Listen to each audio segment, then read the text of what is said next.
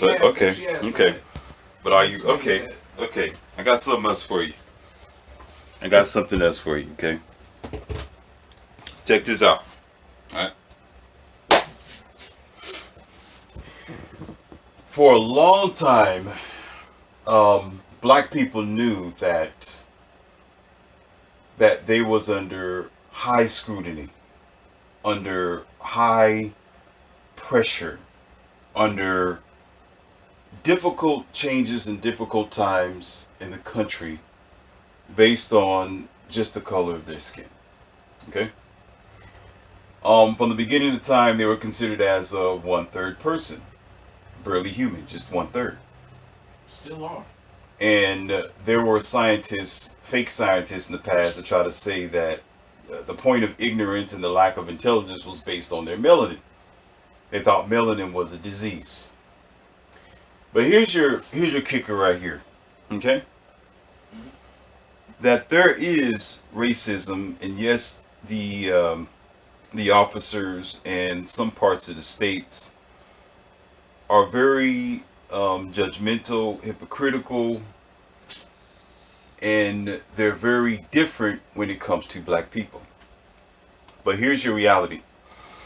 A lot of black people knew this, and a lot of black people have known this.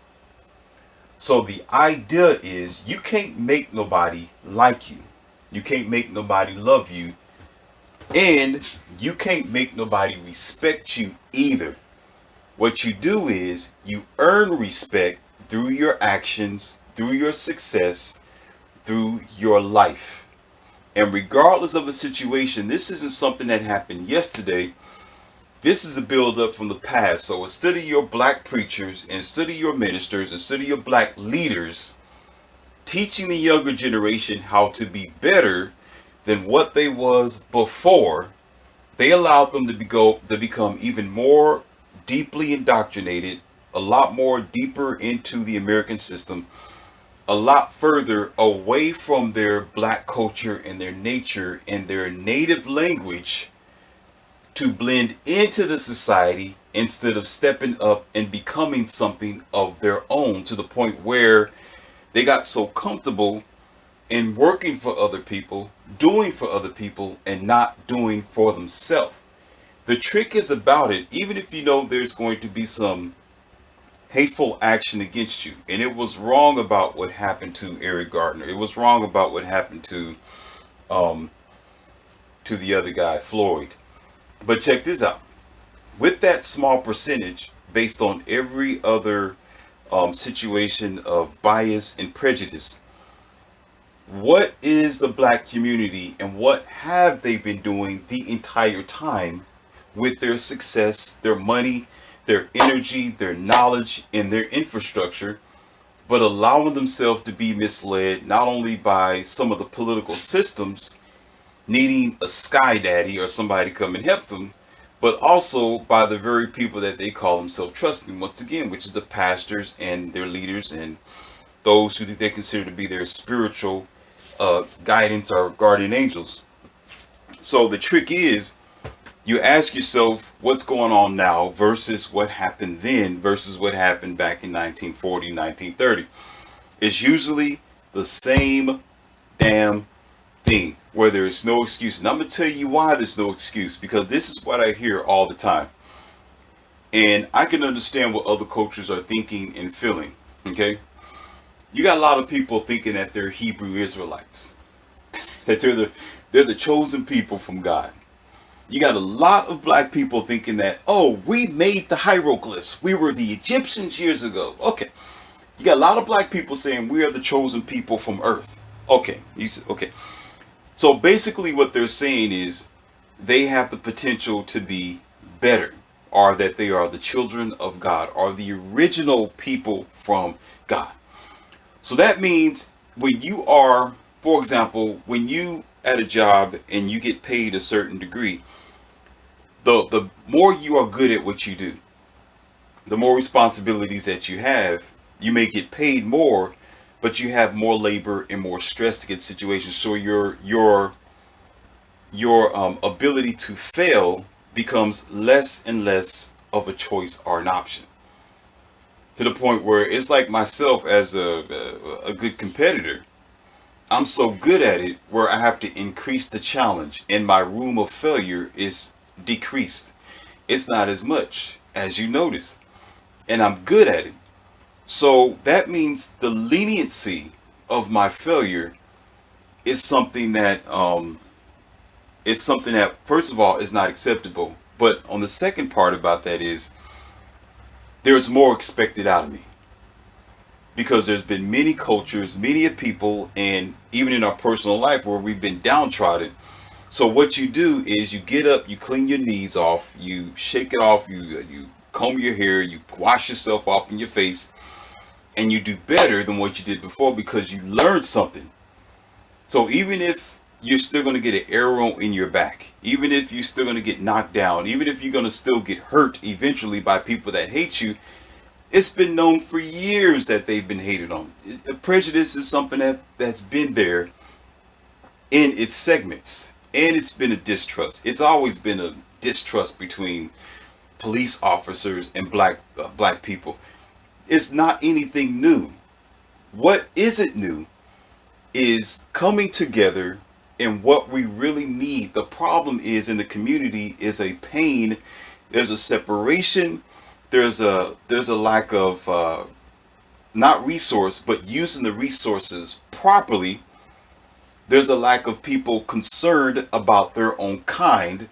So they're always, like I told you before, separated, which the highest rate of not divorce, but the highest rate of broken homes, the highest rate of single mothers, the highest rate of abortion, the highest rate of drug usage, the highest rate of diabetes, of heart attacks, the highest rate of a dysfunctional life is the black community. So when you are the lowest of the low, are you acting like the lowest of the low? What excuse is there? No one is saying that there's no such thing as prejudice. There's no such thing as people that will hate you. There's hatred all over the country and all over the world. But what's the problem? The problem is this: using that hatred as an excuse. If there's an enemy that hates you and don't like you, you're going to use their hatred against you as an excuse not to do better for yourself? That's what black people do. Black people use the hatred of not all white people, just some of them. All of them aren't like that. Just like black people, all black people aren't the same as a singular, universal type of black thought or a black person. Everybody's different. But the groups of white people that may hate on black people, there are plenty, not all of them, but plenty of black people that will use that hatred or an excuse not to advance themselves, not to get a better degree, not to make a better life, not to be a better husband or wife, or not to come together as a family. So what they do is, oh, they're hating on us, so I'm a failure because of it. Or, oh, they don't want to give me any opportunities. Oh, they're taking all the resources. Oh, they're taking all the food. Oh, these white people are doing this. These white people are doing that. They use it as an excuse, and they've been using it for many of generations, to the point where usually the common black thought is being a low frequency thought of escape instead of a ideal of advancing themselves.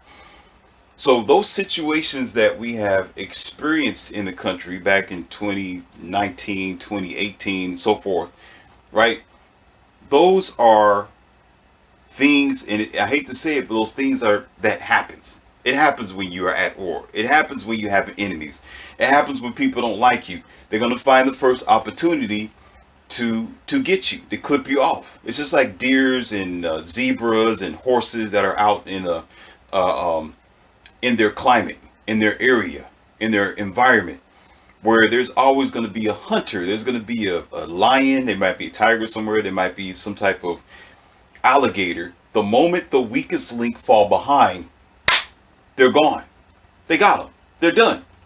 So the herd of the animal, listen, check this out. The herd of the animal, they stay together. They find other grasslands to go.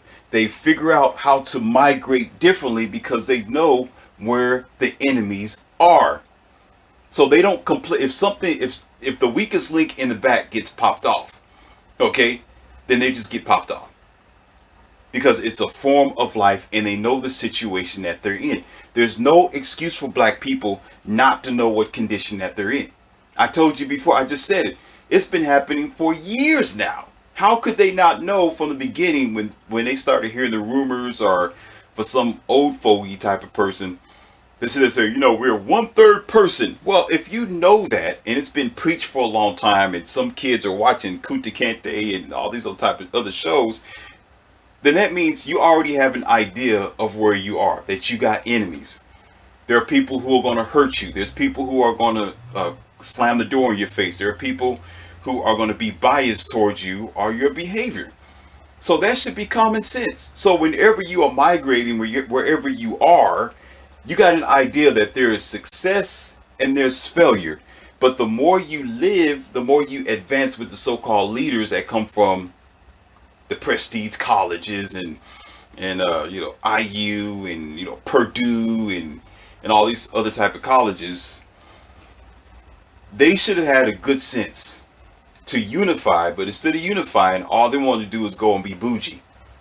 All they wanted to do is go get a degree for themselves and say, yes, I am just like the American construct. Forget about my own people. Let me just preach comfort to them.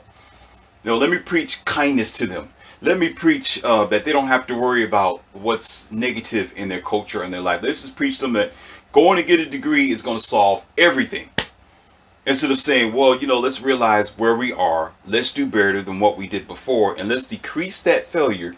Decrease that failure because there's no room for faults. Meaning, if you know people hate you, if you know if you're a target, you got a target on your back as a black man, okay, then dumb God-given sense would tell you to be careful with where you are and what you're doing.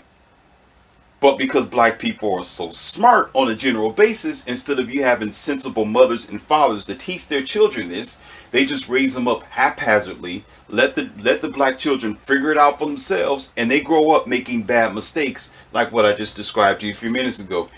Bringing negative into their life, being around dope dealers that they know they're not supposed to be around. Acting stupid on the street where they know they shouldn't be acting stupid. So what? White people can do this and get away with it. So much Asian can do it. It don't matter if every other culture can do it and get away with it. If you know that you are a target and that you are struggling and that you have zero room to make a failure, why put yourself in a position to make a failure? Do you see what I'm talking about? When you realize where you are, it's like you know you in the swamp. Why the hell would you jump off of this big board of a tree into the water and think that you in paradise somewhere, or that you in the that you in your back pool in your back house? You know you in the swamp, so you're gonna take your retarded ass and you're gonna keep on walking forward because you know where you are. The moment you forget where you are, you're like, oh yes, I made it to heaven now. I'm in paradise, and you jump your frail self right into the water. You're dead. You're done. So what? Everybody else can jump in the water because they're made for the swamp. They have a certain type of skin for the swamp. Maybe they're used to the swamp, but because you don't realize where you are, you fail. So that means the window of success for some black people have been very small. That doesn't mean that everybody hate black people. It just means the scrutiny and the mistrust has been there. So that means they're going to be careful not to make a mistake. And not only that, they have no excuse, because if they call themselves the sons of God and the original people, and we're Hebrew Israelites and we're the original people of earth and we're special, we're the ones that made the hieroglyph in Egypt, then that means you're not going to make vital mistakes. You ain't going to make a failure. Oh, I'm from God. Well, act like you from God. So you telling me that God makes mistakes then? That God's going to walk around and be like, oh, I forgot that I am in the desert and there's no damn water here. Really? You mean tell me that after 200 and 300 years, it takes God to lose all his wings, all his property, all his crowns, all his prestige to realize that he lost something that's precious? If either you are or you not. Most people, they're not. Oh, I'm the child of God. No, you're not if you're failing like that. We're going to make mistakes sometimes. And yes, we're going to get weak and we're going to stumble. But we would also have the instincts and the inner ability to realize that we can't make a mistake. And that our window of mistakes, see, the mistakes may be bigger for other people. Other cultures may have a bigger window of mistake. They are allowed to have a bigger window of mistake, maybe because of the system, maybe because of the extended bias, maybe because of prejudice, who knows, but they have that opportunity. So if black people felt like or thought like or understood that their window of mistake is small, don't you think that we would have a good sense of being a superior race than the inferior one then? Still, there is no damn excuse. The excuse is using the anger, using the hatred, using the fallen man's, using those who have come before us, who have suffered and gone, as an excuse. No excuse whatsoever. Because the hell, you had 300 and more something years to figure it out. How much more longer does it take? That just means, let's check this out. That means you are exactly what you are. Done deal. Done. Because what we do is use those small situations. Oh, this happened to this black girl here. This happened to this black guy over here. You see over here in this type of country in North Carolina, this happened to this person. This happened to this person in Florida. Instead of staying on our damn train and staying on our damn regiment. Worrying about all these little bitty things. You got to chalk it up and keep your ass moving in order to stay a successful race or a successful family or a successful business person. But black people never figured that out. That's why I'm still working for other companies, still working for other people, still asking for a handout, still looking for some sky daddy to come dig us out of our situation.